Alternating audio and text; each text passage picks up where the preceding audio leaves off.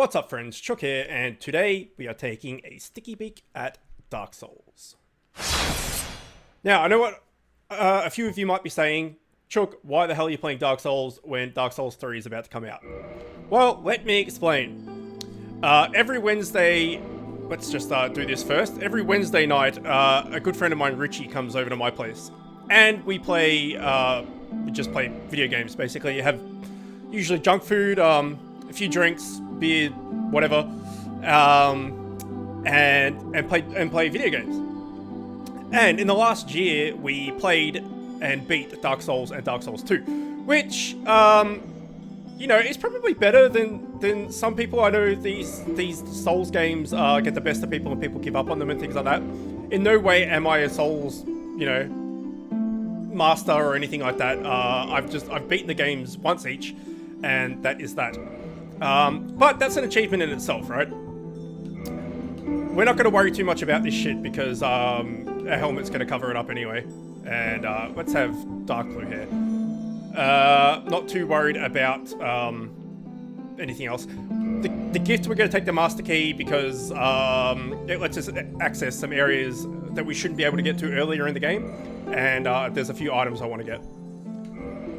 So let's start the game and watch the cutscene.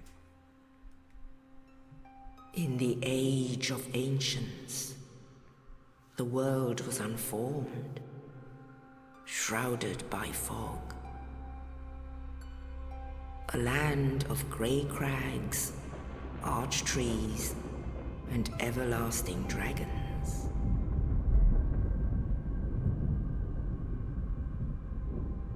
But then there was fire.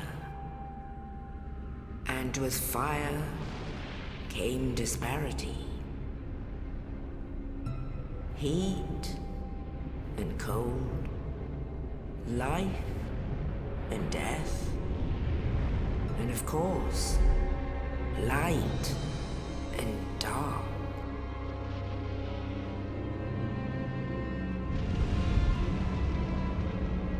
Then from the dark they came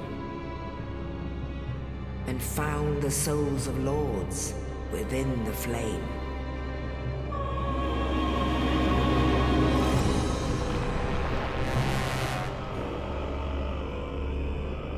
Nito, the first of the dead.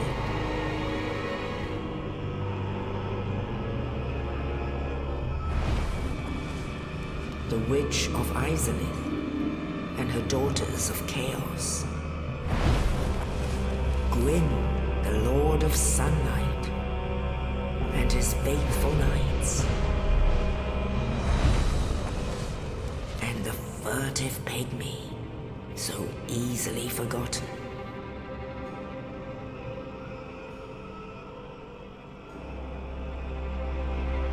With the strength of lords, they challenged the dragons.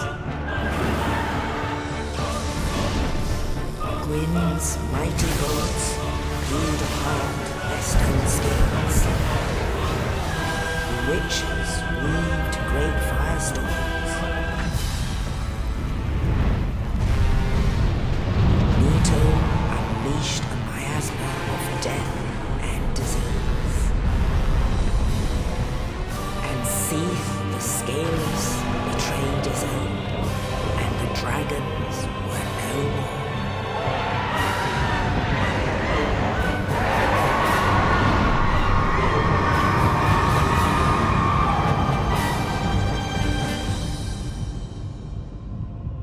Thus began the Age of Fire.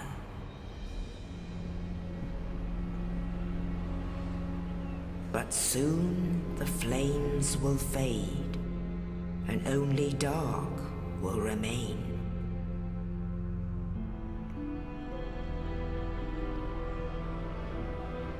Even now, there are only embers. And man sees not light, but only endless nights. And amongst the living are seen carriers of the accursed dark side.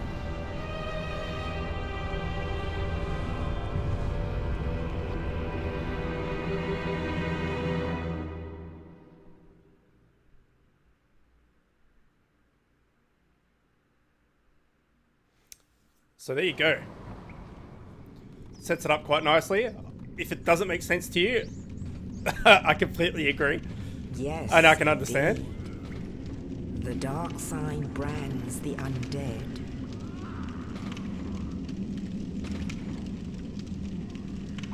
And in this land, the undead are corralled and led to the north.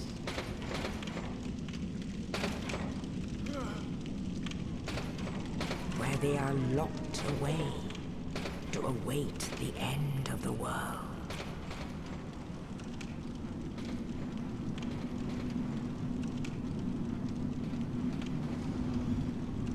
This is your fate.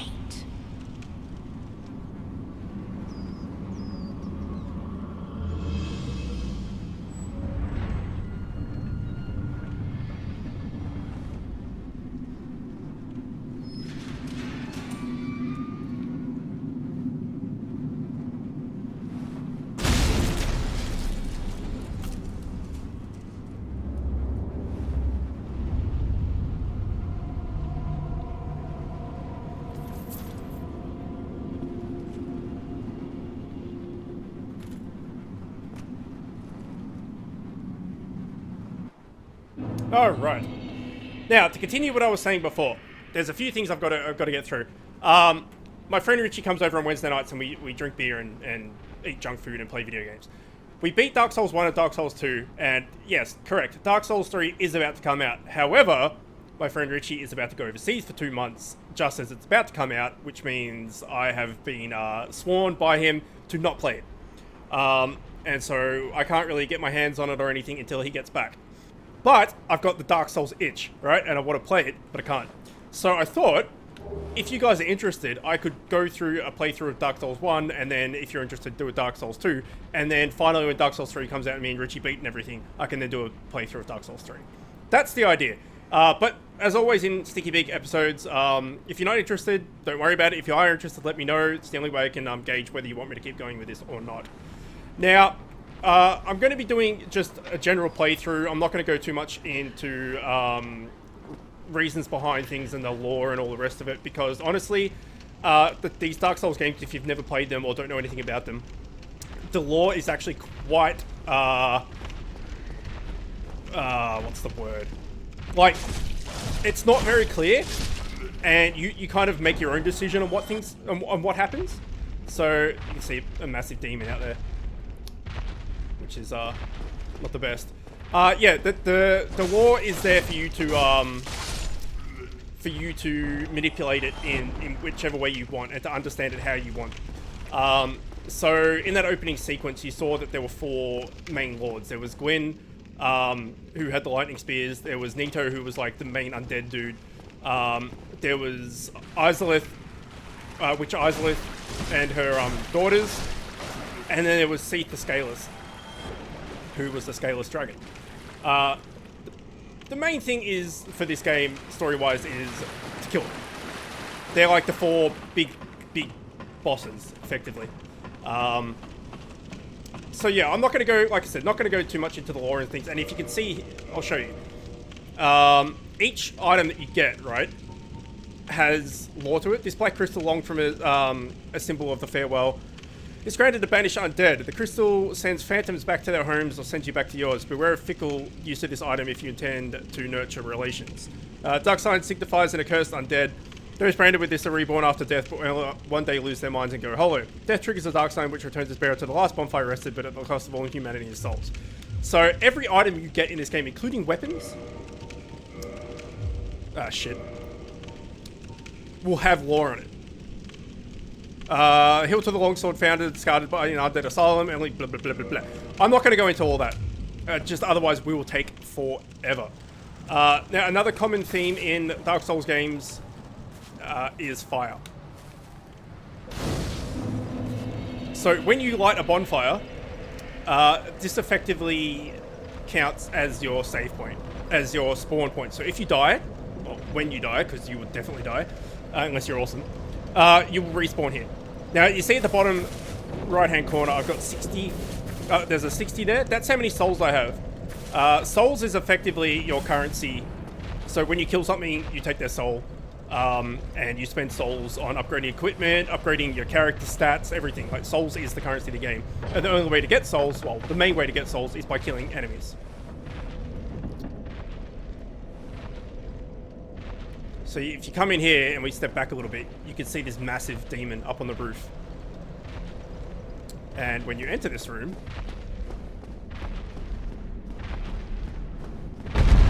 he jumps down. Now, you can kill him, or you can just run through here and get the safety. Now, I should have attacked him to show you, but basically if you hit him with our little broken sword here, you'll do like 1% of his HP or something. So you could potentially stay there and dodge all of these attacks and everything and kill him, but it would take forever. Now, I didn't discuss what class we went and why and all the rest of it when I was making it because I got sidetracked by talking. We went a Pyromancer, which means we start off with pretty shitty fighting gear and like crappy-ish armor and everything compared to if we started as a knight or something. But so if we went a knight, we would do a little bit more damage. Also, one of the starting items is black firebombs. If you take the black firebombs, you can kill this guy with just firebomb. But killing him gives you souls, and it also gives you a massive axe that you can't even use because you don't have the stats to wield it. So, in my opinion, there's no point in fighting that guy early.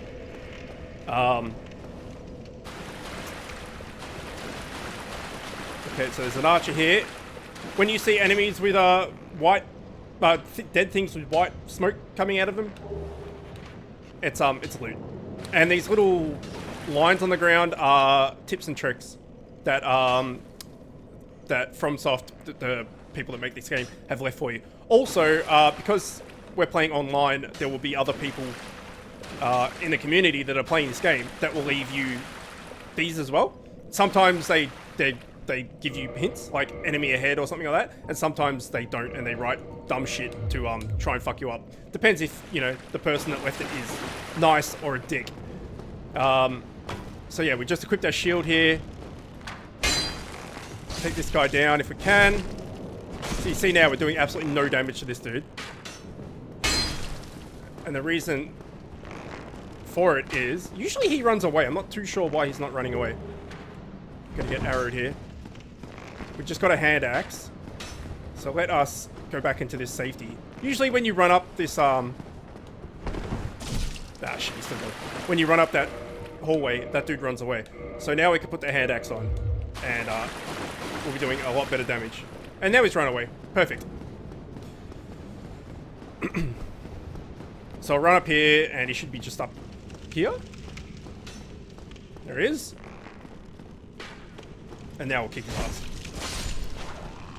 So, yeah, you saw all the talking about Undead and Hollow and all this sort of thing. Basically, we are Undead. You can see our face there. We're pretty fucked up. We got blue lips and you know, we all look like we've been standing in the sun for about 1,000 years. We're all leathered and shit.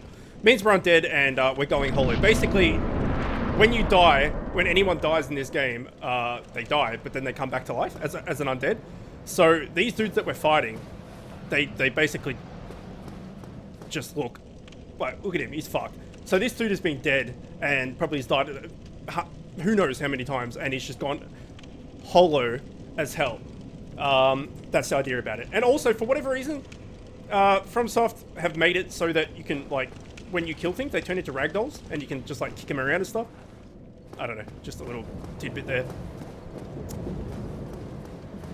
So we started off as a, you see an item there we can't get to. We started off as a Pyromancer. For the main reason is you can see on our left-hand side of the bottom we've got our armor, our weapon and shield, and up the top we have Fireball. Pyromancers can cast a thing called Pyromancy, funnily enough. If we go down here, actually, we'll unlock a door, which is the shortcut back to this bonfire. Oh, and when you rest at a bonfire, you get all your health and everything back, but you also respawn every single enemy that you've killed. Yeah, so it's pretty good. It's pretty good. If you can slog through a whole freaking like 4 or 5 rooms worth of enemies and die, and then everything respawns. You have to get back to your thing, but I'll talk about that later. If you go up here, this ball will roll and go through that room to let us in here. Anyway, we went at Pyromancer because you can cast Pyromancies early on in the game. If you don't go a Pyromancer, you can't cast them as early, and I just like to have the extra ability to cast things earlier than normal. That's the only reason, really. Any class doesn't matter. You can see our stats here. Vitality, attunement, endurance, all that on the left there. All the starting class does is give you starting gear and starting stats depending on what you pick. So if you went a warrior, you'd probably have more strength and more vitality and less, you know, probably, I don't know, less dex and less attunement, say, or whatever. But you can start as a warrior and then go specifically all into magic. The starting gear, the starting class you go is only for the starting gear and starting stats. So the classes don't really mean shit. That's why I went a Pyromancer, just so we could get the Pyromancy flame early. Anyway, let's talk to this guy. Oh, you. You're no hollow. Thank goodness. I'm done for, I'm afraid. I'll die soon, then lose my sanity. I wish to ask something of you. You and I, we're both undead. Hear me out, will you? Yeah, well, regrettably, I have failed in my mission, but perhaps you can keep the torch lit. There is an old saying in my family: thou who art undead art chosen, and thine exodus from the undead asylum maketh pilgrimage to the land of ancient lords. When thou ringeth the bell of awakening, the fate of the undead thou shalt know. Well, now you know, and I can die with hope in my heart. Oh, one more thing. Here, take this. An Estus flask. An undead favorite. Okay, so Estus flask is basically your health potion. So we have 5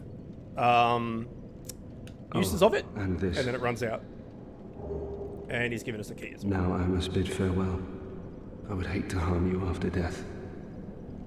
So go now, and thank you. Right, so he's about to die, and like I said, when you die, you come back. Now I must bid farewell. I would hate to harm you after death, and thank you. So there is nothing stopping us from just leaving now. There's also nothing from stopping us from killing this guy.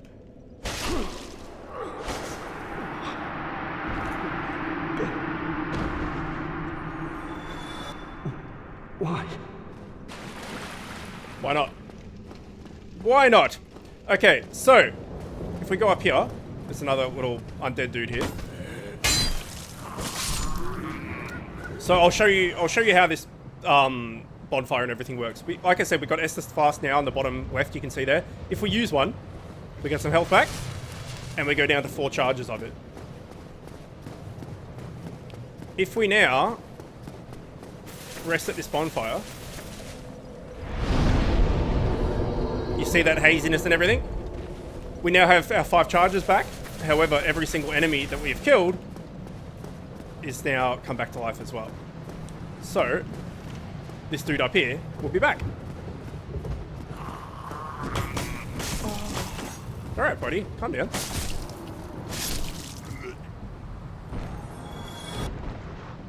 Okay.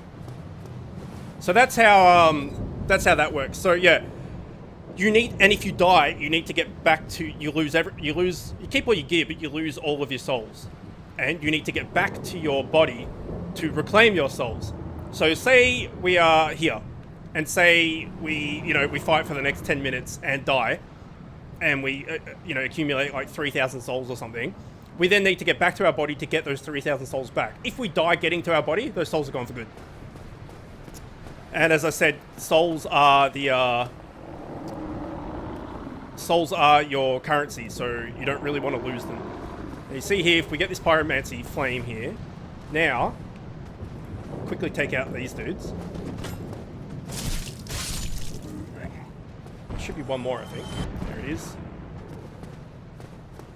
Come on, buddy.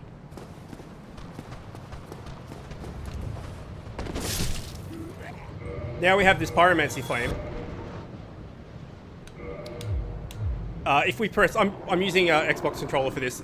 Do not use keyboard and mouse. It's just horrible. If I press right on the D-pad, I change to my flame. Now I can cast fireballs. So this dude is an archer over here. So if I come in and you know, block with my shield, for example, and then cast a flame, it's pretty good. The flame pyromancy actually does quite a bit of damage early on. So this guy here, for example, he's like a new enemy. He's got a shield and everything. Flame, dead, easy. Now every enemy you kill also has the potential chance to drop some of its gear. So you saw that guy had a shield, and a sword. Had I killed him, if I go back to my bonfire and rest and respawn him, I can keep killing him over and over again in hope of getting that sword and shield. So if you see someone with gear that you kind of want, or you know that, you know, this particular enemy drops this or whatever, you can farm them. Alright, so you see here there are these comments. Okay, that's just talking about pyromancy. While falling, use RB to do a plunging attack. That's giving us a little bit of a hint. So we can see here we're above where we were earlier, and that's the demon that we ran away from before. But now that we have an axe, we should be able to kill this guy fairly easily.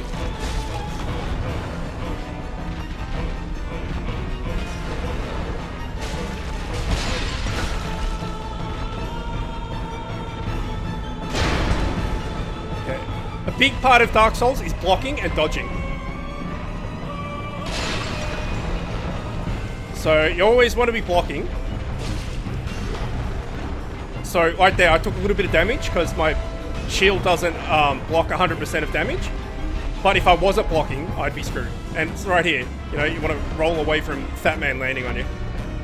So now that I've explained that effectively, I'll just kill him. And he's dead. Pretty easy, really. A lot of people, if you've never played Dark Souls and you want to get into it and stuff like that, if you die there, don't be upset or anything. Don't be like, oh man, that guy looks so easy to kill, da da da da da. I've played this game, like I said, before, and a few times actually, and I died on him the first 2 or 3 times, 4 times even maybe. I played against it. It's just because I've played Dark Souls 1 and 2, I'm kind of used to the controls and the timings and everything. And yeah, and if this turns into a series and you guys want to see more of it, I will die so many times. It's not funny. In no way am I a you know, a Dark Souls veteran or anything like that. I think I mentioned that before. But all right, you can see over there. There is a there's a nest. There's these birds that live in that nest, obviously, because that's where birds live. And you can trade items with them. However, we have no item to really trade with them just yet. They want small and silky stones. Anything small, smooth, or silky, they want. Now, down one of these things, maybe it's back this way. Down one of these sides, there is some loot somewhere. Yeah, it must be this one. There it is. Soul of the Lost Undead. So I mentioned before, the best way of getting souls is by killing enemies. You can also get souls that way. You can loot them. Where will it be here? Soul of the Lost Undead. You just basically you use it and you get souls. It's just like a consumable.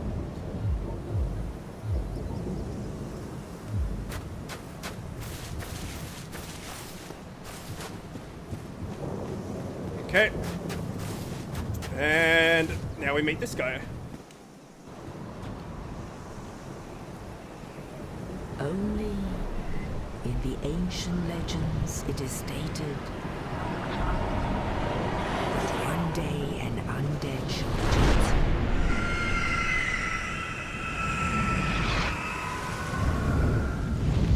I love that little cinematic of him slow-mo approaching.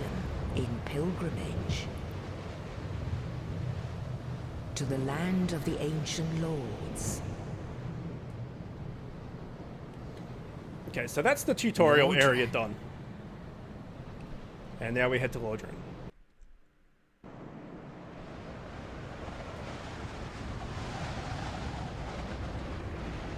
Now the other cool thing about a Dark Souls games is they do suffer a little bit from am I trying to say? Invisible wall syndrome and stuff like that. But generally, if you see somewhere, you can get there. So for instance, you know, we see over there, like that bridge there, and then the bridge behind it and stuff. We'll be able to visit those places. And same thing, all up there, that whole thing, we can visit as well. So if you can see somewhere, you can probably get to it. It might be a secret area or something, but you can get to it. All right, so let's rest here. And let's talk to this chump. Well, what do we have here? You must be a new arrival. Let me guess. Fate of the undead, right? Well, you're not the first. But there's no celebration here. You'd have done better to rot in the undead asylum. But too late now. Well, since you're here, let me help you out. There are, actually, 2 bells of awakening. One's up above in the undead church. The other is far, far below, in the ruins at the base of Blight Town. Ring them both, and something happens. Brilliant, right? Not much to go on, but I have a feeling that won't stop you. So, off you go. It is why you came, isn't it? To this accursed land of the undead? Okay, so you can exhaust their dialogue options. Ah, your face. You're practically hollow. But who knows? Going hollow could solve quite a bit. And doing that is a good way of getting some lore and just kind of understanding what's going on. Also, they give you tips and stuff. So I always expand all that, go through all their dialogue options and stuff. And I will be doing that in this playthrough. What? Restoring your humanity? Well, there are a few ways to go about it. Collected bit by bit from corpses. Or you can butter up a cleric and get yourself summoned. And the quickest way, although I'd never do it, is to kill a healthy undead and pillage its humanity. Coveting thy neighbor is only human, after all.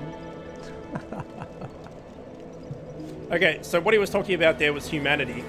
And I'll quickly explain that. See here. Used to gain 1 humanity and greatly restore HP. So if you run out of Estus fast, you can use this to heal. But that's pretty dire straits. I wouldn't be doing that unless you absolutely need to. Rare tiny black sprite found at corpse is going to use 1 humanity and restore a large amount of HP. This black sprite is called humanity, but little is known about its true nature. If the soul of the source is life, then what distinguishes humanity hold within ourselves? So he was saying the best way to get it is to kill humanity and to kill undead and take it from corpses and stuff. Or you could kill a healthy undead and claim their humanity. So, for instance, everyone here is undead, right? No one's not undead. Everyone's undead. He is a healthy undead because he looks human, like he looks normal. So if I was to kill this guy and there is nothing from stopping me to do so, you could kill every NPC in this game, pretty much, if you want to. I would get humanity from him. However, there's some people, if you kill them, obviously they can't help you, or it might stop a storyline or something like that. So, but yeah, if you want to go kill people, go for it. However, because we just got here and we've got no gear, if we've tried to fight this guy right now, he'd probably kick our ass. So let's just keep talking to him. What are you looking at? Don't try anything clever. You might regret it. What? You want to hear more? Oh, that's all we need. Another inquisitive soul. Well, listen carefully then. One of the bells is up above in the undead church, but the lift is broken. You'll have to climb the stairs up the ruins and access the undead burg through the waterway. The other bell is back down below the undead burg, within the plague-infested Blight Town. But I'd die again before I step foot in that cesspool. So you can see he said I'd die again, meaning that he's already died once at least. Bloody hell, what is it now? You ask too many questions. What now? I'm not up for chat. Okay, so that's done. Now, the thing with humanity is, speak of the devil, you can see top right-hand, left-hand corner, we've got 0, next to our health and stamina and stuff. If we use a humanity, that will put us to 1. The more humanity you use, the more item discovery chance you have, like of finding weapons and gear and stuff off enemies. And the more like defense and stuff you get, I think. But basically, you always want to have at least 1 on. So if you die, you lose all your humanity that you have. If you get back to your corpse, you get it back. If you die and you don't get back to your corpse, you lose it forever. And then you just use another humanity to get up to 1. So you always, in my opinion, always have 1 humanity. If you want to use more, that's up to you. But I generally just stick with 1. While killing things, you will occasionally just absorb humanity. So if we go around and we don't die for a while, we might get up to 2 or 3 or 4, or, you know, who knows. Anyway, so he was talking about 2 bells. One up above the Undead Berg and one down below the Undead Berg. The thing with Dark Souls is there's nothing stopping you from going anywhere. So if we wanted to, we could go down here. And I might go down here to show you some stuff first. You can see here, there's a woman, but she can't speak to you. She can reinforce your Estus Flask. What that means is it will make it so it heals more. So at the moment, our Estus Flask might restore 100 points of HP. If we reinforce it, it might restore 120. That's what that does. But you need a Firekeeper's Soul to be able to do that. Like I said, there's a common theme in this game of fire. So down here,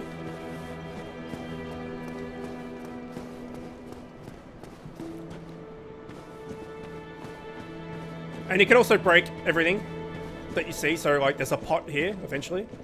You can break this. Sometimes there's stuff in them, sometimes there's not. There's a big elevator here.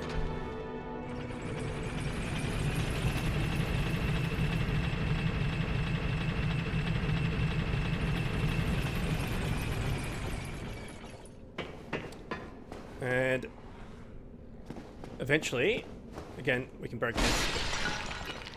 There's nothing in these ones, I know that for a fact. There is something right here though, from memory, yes?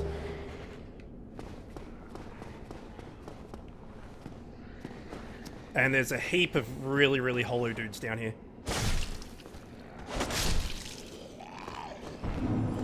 And when you enter a new area, it will come up saying New Londo Ruins. There you go. So, may as well kill these guys. They don't really give too much in the way of souls, but I don't know how we can kill this guy. He's laying down. But anyway, down here, I missed this for a very long time when I first played this game. And that's another thing with Dark Souls is they hide things in plain sight. So, for instance, if you come down, just kill this dude so he doesn't, in case he attacks us. I don't think they attack, but if you come down this this thing like here and you look over there, it just looks like nothing. Like it looks like a dead end that you could just fall off. But in fact, you can go down here. So it's always good to explore and check all the different angles and stuff. And down here we find this dude. Well, this is unusual. You haven't lost your head. And more importantly, you're free. How on earth? Well, I shouldn't pry. I'm Ricky of Vinheim. I was once an established smith. Look at me now. Can you believe it? What is it? You can fall off there, by the way. Oh no. Don't worry. I've no intention of escaping. It's safe here. I can't bear the thought of going hollow out there. Although, I must admit, I've not much to occupy myself. How about this? I could forge your weapons, albeit with rather minimal tools. I'll show you what made me the best in Vinheim. Okay, so this dude can modify your equipment. You can reinforce it, make it stronger. You need materials for this. You can repair. You can buy stuff off him. Just in general, he's a handy dude to have. What is it? There's nothing to talk about.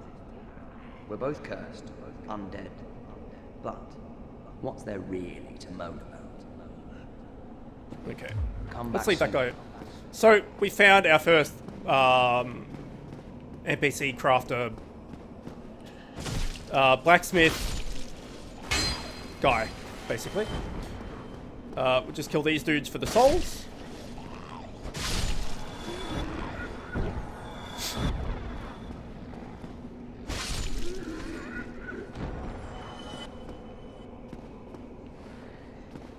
Okay, kill you.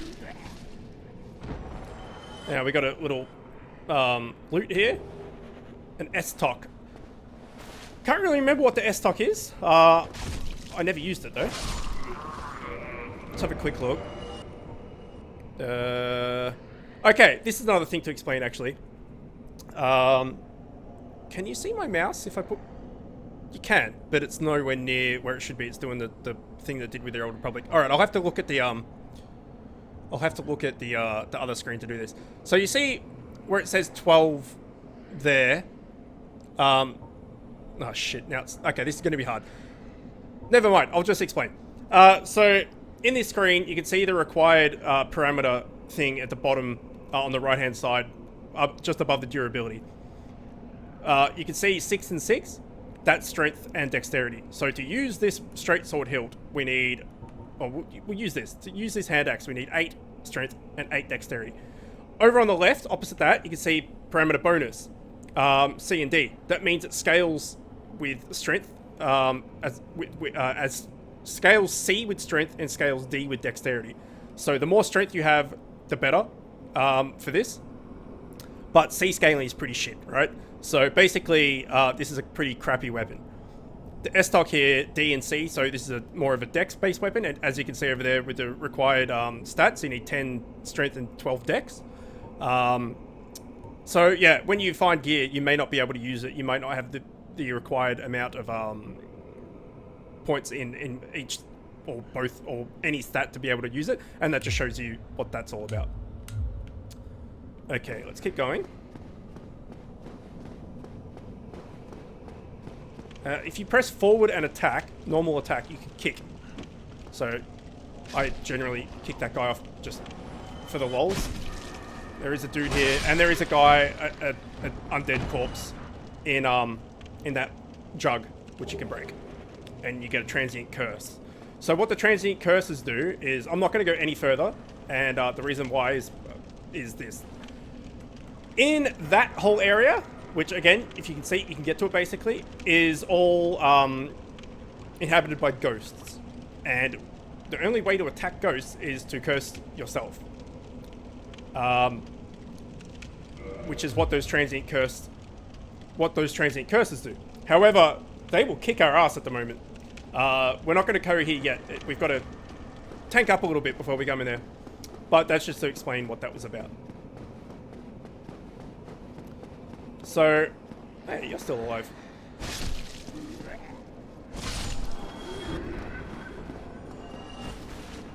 So I just wanted to show you what this downstairs area was. Now we didn't go in here, so I'll quickly show what this is. This is another area. Now this door is locked. Remember how I said at the start I took the master key, so I can access areas earlier than I should be able to? We can get to here way earlier than we should be able to. Now, that's not necessarily a good thing, because I'll show you why. Down this way is Blighttown. We don't want to go to Blighttown yet. We will get our asses kicked. Down this way, it should actually come up saying it if I keep going far enough.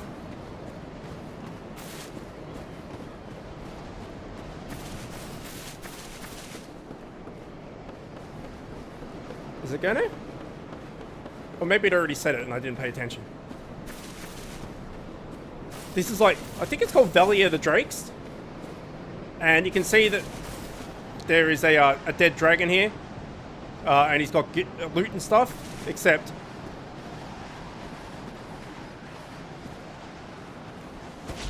he's not dead.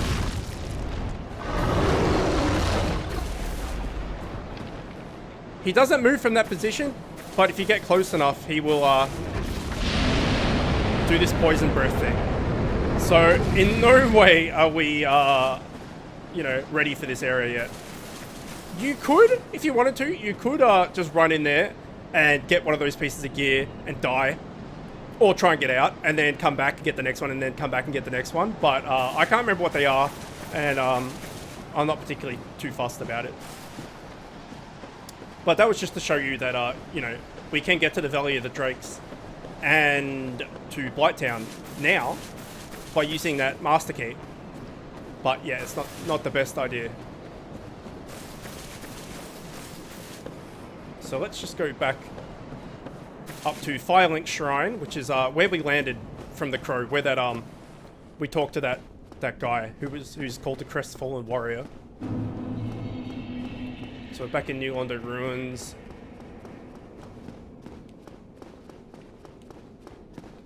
Take this elevator back up.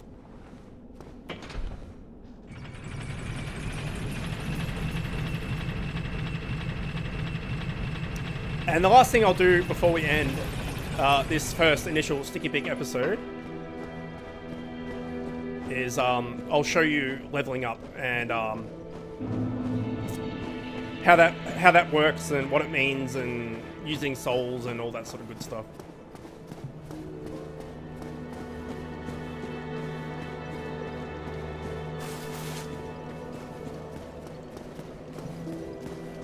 Alright. So, if we rested a bonfire, we get all our Estus and everything back. We didn't end up using any, so resting here was only so I could level up. You can only level up at bonfires. You can't just do it whenever you want.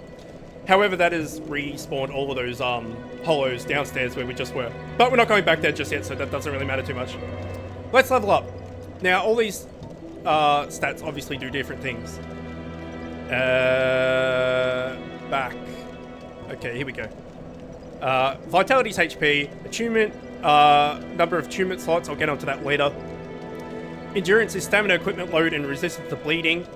I generally get a lot of endurance early. Stamina is super important.